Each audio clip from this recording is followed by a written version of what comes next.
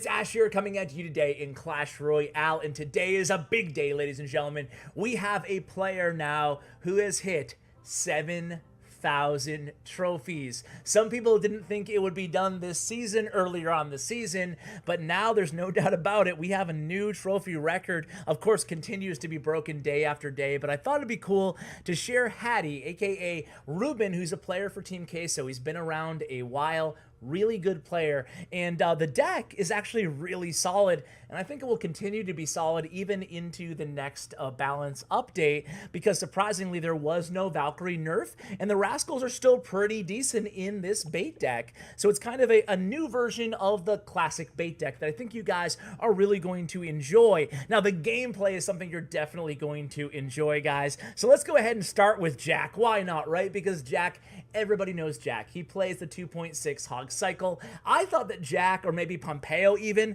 actually had some Pompeo replays in another clan on my other account, just in case he got there first. I thought it might be Jack. I thought it might be Pompeo. I did not think that it would be Ruben, but huge hats off to him for doing this. By the way, guys, as we jump into the replay here, I do have a Twitter contest. If you guys can guess the exact trophies that will end the season, the high trophies in first place, I'll give you $100, either PayPal or a gift card. So let's go ahead and hop right into the gameplay here, guys. It's going to be Hattie on the top. Unfortunately, Ruben's going to be on the top of all these replays. I kind of like when the player that we're trying to focus on is on the bottom, but whatever. So we're going to go ahead and start out with a Valkyrie and a boy Rascal coming down split lane push here, and Jack is just so textbook. I mean, he truly is the hog god, especially the hog cycle god, guys. He does not make any mistakes, and even when both of these players truly, when it comes to bait or hog cycle, these are great guys to emulate if you want to up your gameplay to the next level. So pay attention, guys, to the decisions that these guys make. Now, a high princess is going to leave her vulnerable to a sniping from that musketeer. So how is Hattie going to go ahead and deal with this push here? Well, Rascals will come in come through with incredible value throughout the course of these replays. So especially if you're going to focus on something, focus on the Rascal gameplay and how much value that Ruben is able to get out of them here. So this is going to be a beautiful job. You can see that Jack is stingy. Jack, by the way, a really, really famous Japanese player here, especially obviously for the 2.6 Hog Cycle. I just did a video with him, by the way.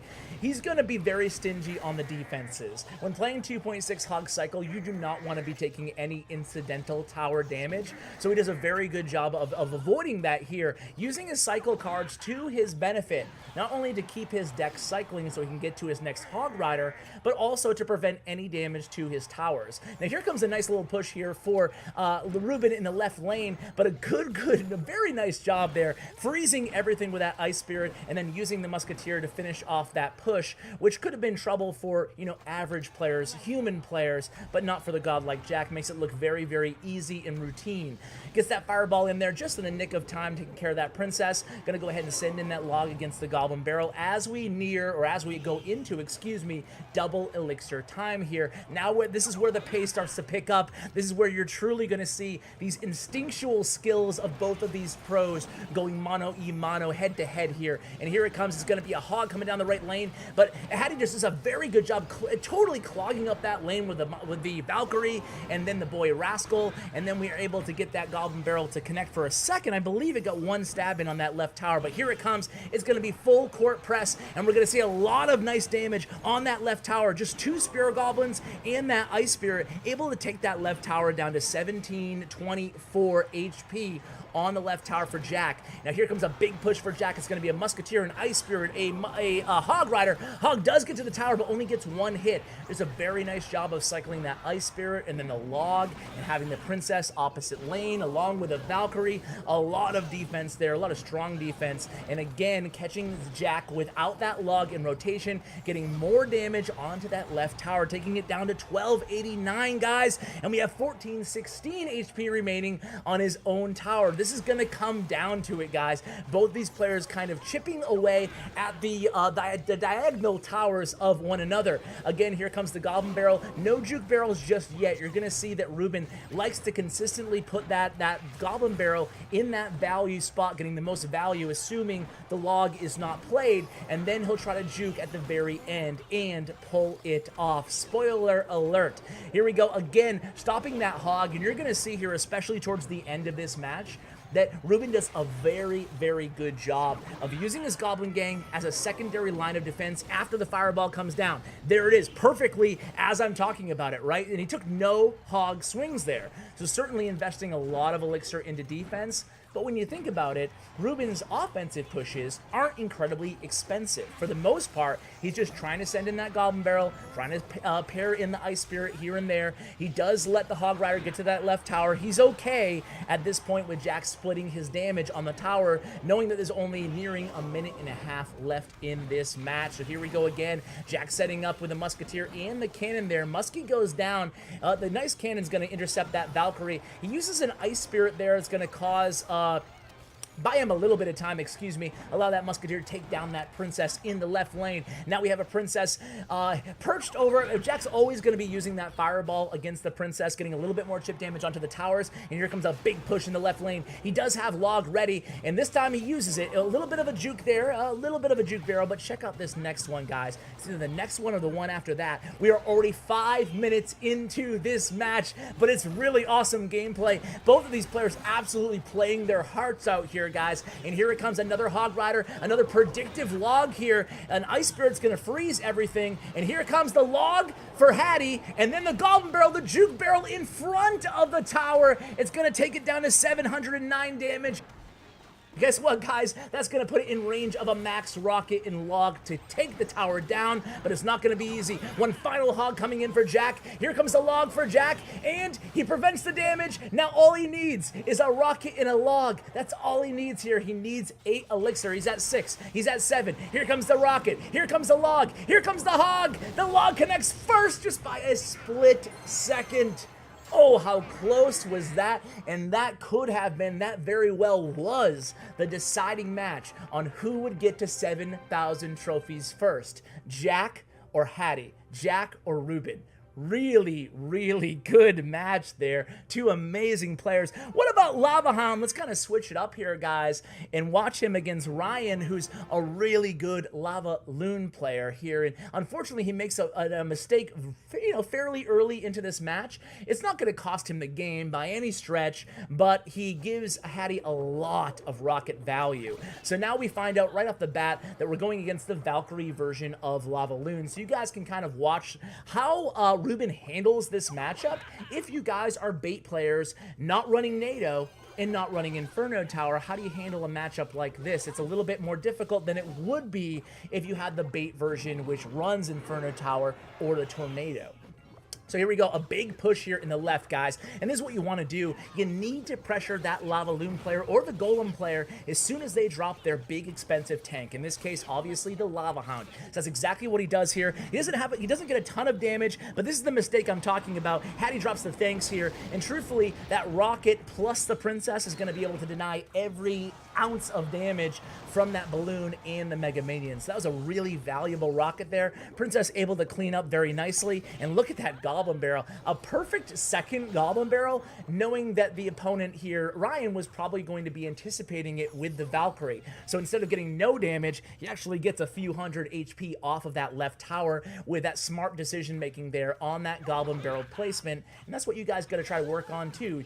Not only diversifying where you place the Goblin Barrel on your opponent's towers, but also diversifying it, trying to get into the head of the opponent here. Where's the smart place to put the Goblin Barrel? It'd probably be to the outside, so it's not targeted by the other Princess Tower accidentally. And here we go, another huge connection here. Just playing the Rascals and the Goblin Barrel together, and excuse me, Goblin Gang. There's the Goblin Barrel. That's going to take down that left tower, but it's not over yet. Into double elixir time. Of course, Lava Loon has a huge advantage, especially the non-Inferno Tower, again, the non-NATO version of bait. So here we go, guys. It's going to be a Princess, a Rascals. We have everything coming down, presenting a pretty good fireball value there for Ryan. And now this is going to be a little bit of trouble, right? Because we have a Princess opposite lane, But meanwhile, we're going to go opposite lane, or I should say Ryan's going to go opposite lane with the Valkyrie and the balloon, forcing the rocket out of the opponent in the left lane. Now, look at all the connection, all the damage we're getting with that connection in the right lane if you're Ryan, taking that tower all the way down to 834 damage.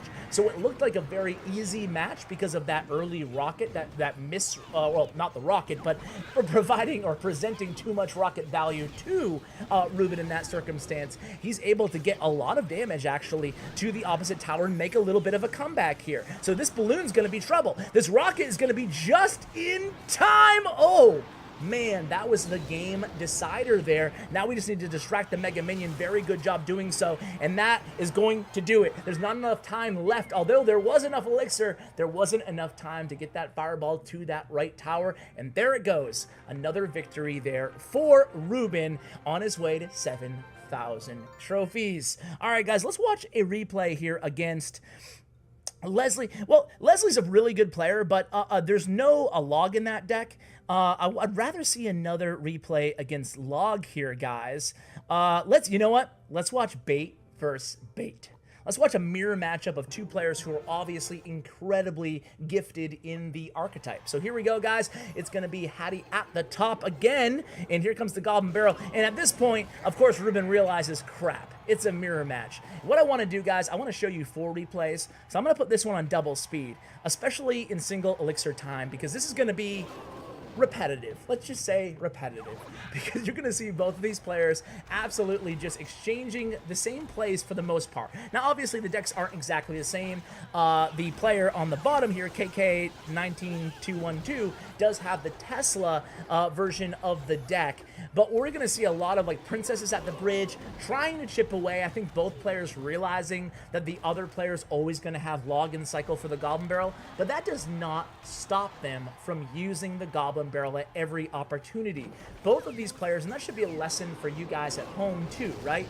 Just because you're going against a matchup where the opponent always has log in hand because they have a fast cycle deck or a deck that's the same cost as your deck, it doesn't mean that you should forego using your Goblin Barrel. You still need to get that log out of cycle so you can start stacking up princesses. And stacking up princesses, getting value out of princesses, playing princesses at the bridge, and of course rocket cycling is all going to be paramount to coming away with a victory in a matchup like this. So we're into double elixir time. Let's wait till we get to overtime here, guys, before we go into regular standard gameplay speed.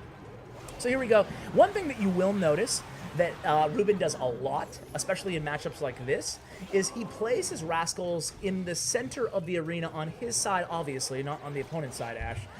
On his side of the arena, kind of at the river in the middle.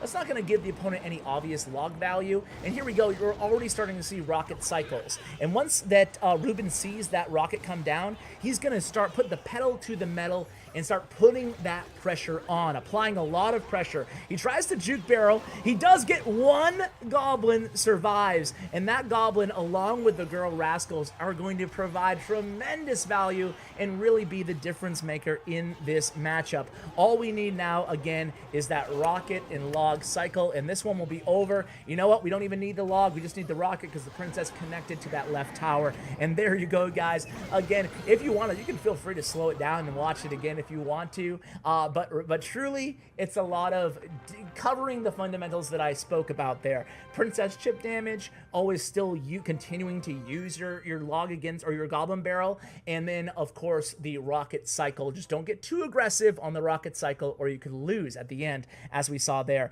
Okay, guys, let's go ahead and show the one against the 2.9 Expo cycle. I had that one guy on the channel, speaking of Expo players, and he was using an Expo recruit deck, and unfortunately, the recruits were nerfed like the day later, so I ended up uploading that video onto Facebook instead of YouTube. However, in that video, he told me that actually Expo versus Bait is not an easy matchup for the Bait player, even if the Expo player has Rocket. So that's why I think it'd still be good to kind of watch with you guys right now, because the 2.9 can always outcycle that Rocket, of course. So here we go again. It's going to be a Tesla against that Princess. Ooh, Tesla's going to get nerfed pretty hard, guys. How do you feel about the balance changes, by the way? Are you happy with them? I think overall, I'm pretty happy about them. It's really difficult to say that I 100% agree or I absolutely hate the balance changes, right? I think that everybody, for the most part, they kind of like a little bit and they don't like a little bit. For me personally, I think the recruits still need a buff. I thought that Valkyrie did need a slight nerf. I also thought that maybe Royal Hogs need a little bit more of a buff, but time will tell there. And the one thing I didn't agree with, if you saw my balance video, was actually the balloon. I'm in the minority here, and I realize that, again, just talking balance, everybody has their own opinions, right? But for me, I would have liked, I don't think the balloon was OP. I don't think it really needed a nerf. I don't think it needed that knockback effect, but we'll see how the meta kind of settles. So here we go, guys. It's going to be a Goblin Barrel coming down here for Ruben. He does connect there, forces Lord to have to play Archers. Certainly not the ideal counter to a Goblin Barrel there. And again, we're just going to reloading with Princess here. Now, what is the golden rule to bait decks? Well, at least in the opinion of yours truly, it is using as many princesses as possible. The name of the game, at least as a good starting point if you're new to bait, if you're new to log bait, is always, when in doubt, play a princess, right? Play her behind your king tower if you want to. You see that actually Ruben is a big fan of playing his princess aggressively, maybe in front of the king tower, not necessarily at the bridge, but in front of the king tower, providing that value when it's presented to him. Again, coming through with the Goblin Barrel there, again, catching the opponent with, it's weird, I don't know why they didn't use log there. Did they not have enough elixir? I think I missed that. But either way, kind of a missed opportunity, certainly a great opportunity by Ruben there. And again, it's going to be a very aggressive Rascals at the bridge here. This time the log comes down for Lord, but he's in trouble here. He's almost in rocket range. Now, of course, if he keeps playing the Expo, he'll force that rocket out of hand. He'll force, of course, Ruben to use the rocket against the Expo. So what Ruben's trying to do here, guys, as we enter into overtime, is just continuing to stack up the damage, to get that chip damage onto that tower. And here it goes, guys. It's rocket time. Can we stop this Expo, though? We have no elixir left, and we are still a few cards away from the rocket. Well, now make it one card away. But we do a very good job kind of retargeting that Expo and just resetting it, and there it goes. We're able to cycle to another rocket. It comes down and clinches the victory there for Ruben. Again, a huge congratulations to Ruben for being the first player in the history of Clash Royale to get to 7,000 trophies. What do you say, guys? Where is the final trophy tally going to be this season? And where will it be next season or the season after? Remember, the reset point now has just been half of the trophies over wherever, 4,000, whatever, right? So I think the inflation is going to be real, which I've said in previous videos, I think is actually a good thing. I mean, obviously the old records will still stand. The great Guanek ladder god and Pompeo, of course, they'll still be revered in the, in the annals of Clash Royale history. However, with that said, I think it's good for the average player, for you guys, for me, to kind of have our trophies be able to beat our personal best, be able to feel like we're making progress instead of just running on that treadmill that is Clash Royale ladder, right? Do you guys agree or do you disagree? Let me know in the comments below, guys. Huge shout out to Bren Chung, my YouTube partner. Check out his information as well. Thank you so much for watching, and as always, take care, guys.